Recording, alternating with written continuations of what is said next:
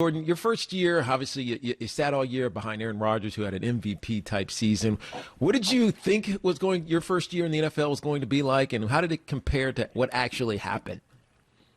Yeah, I didn't know exactly what it would be like going into it. Try to just keep an open mind. But finally getting there, it's you think back, it's just football. This is the way I put it. You don't know what to expect, but at the end of the day, it's football. It's what I've been doing my whole life. So, it's just the highest level of doing it. But, All right, so take us back, Jordan. As I introduced you before, we're talking to Jordan Love of the Packers. Just finished up his first year, and he's with us here on Tiki and Tierney, CBS Sports Radio. We spent a lot of time on you coming into the draft. 3 years at Utah State, second year there, phenomenal for a lot of reasons, different coaches. You lost a lot of teammates. Third year, probably not what you were looking for, admittedly. And then you get drafted by the Packers, and obviously Aaron Rodgers is there.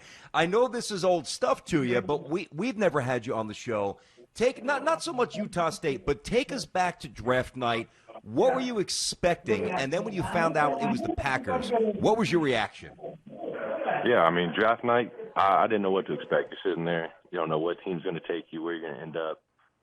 All I'm thinking about is, where am I going to end up? So, finally getting that call from the Packers, it was a lot of emotions going through me. It was, my main one was just excitement to finally make it to the NFL and grateful for that opportunity. But then you sit back and you're like, okay, well, now I think about, they got Aaron Rodgers, obviously, and, when would I play? So, but, that's kind of out of my hands. It's just the way I look at it is control what I control and just try and, take this time, this opportunity, just improve myself and learn as much as I can. Yeah, and I think that's the most important thing, Jordan. And we outside of the Packers organization made a big deal. There's a lot of noise, a lot of drama. I'm sure you heard it, and you have to ignore it, as every team does in professional sports. But what did you learn from watching Aaron for this year? And really, how did he handle and approach you?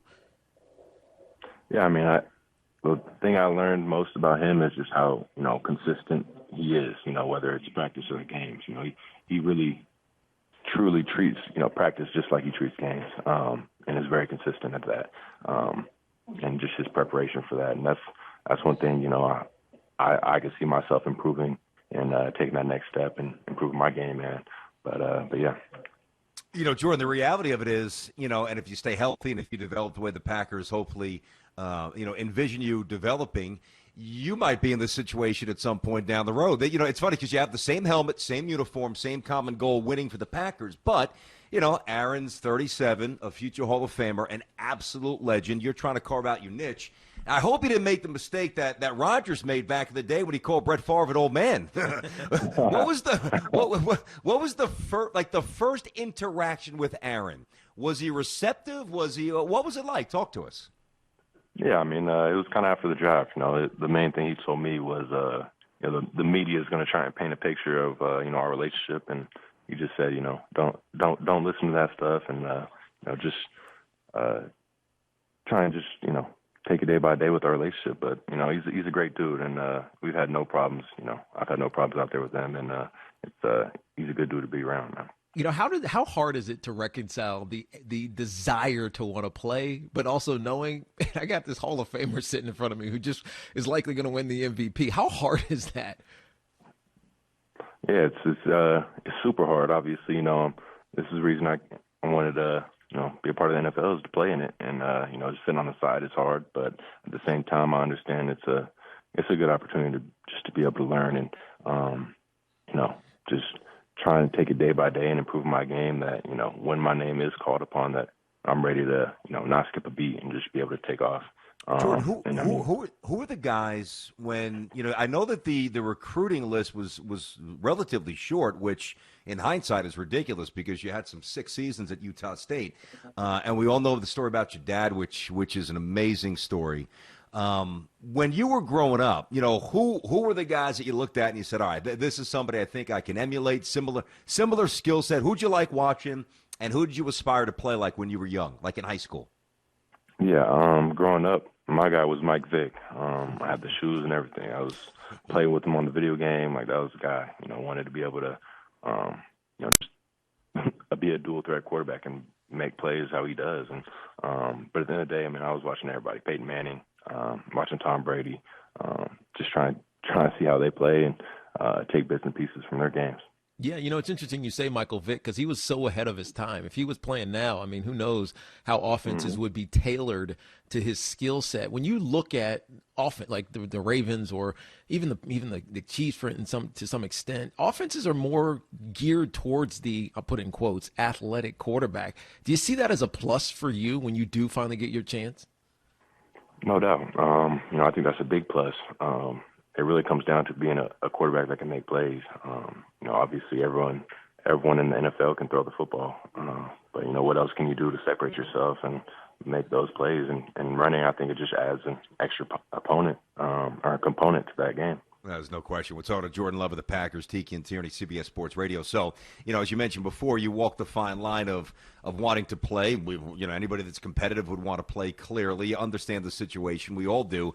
Were you able to, during the championship game, of course you have to stay ready, God forbid if Rodgers gets hurt, so you're in that mindset. But were you able to kind of check out for a second and say, man, here I am, I'm in my early 20s, I'm just getting going, and I'm watching two of the greatest quarterbacks to ever play football? Like, are you allowed to immerse yourself in that moment for a moment during the game?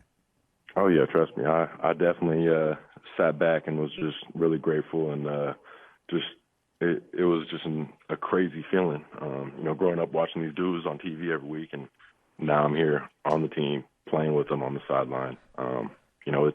It's definitely crazy. What was the locker room like after the loss? Obviously, locker room after a loss, it's tough.